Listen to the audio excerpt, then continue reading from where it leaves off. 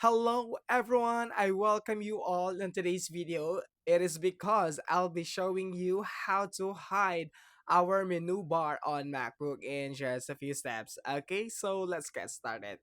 So as you can see here guys, on the bottom part of our screen, there is a menu bar here. So, you know, you guys are know if you think that it's gonna occupy the space on your screen and you wanted to hide it, you can follow the steps that I'll be showing you today. Okay, so the first step we need to do guys, of course we need to go to our system setting. Okay, our system settings. Okay, go to the top left corner and click that Apple icon.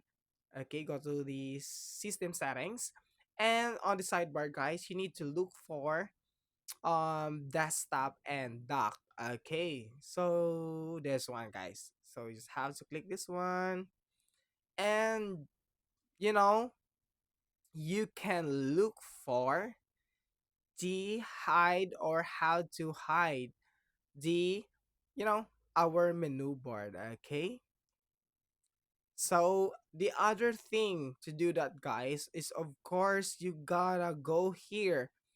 Okay, as you can see, you just have to right click or double click on that, or use your two fingers and click that one, and there you go, turn hiding on.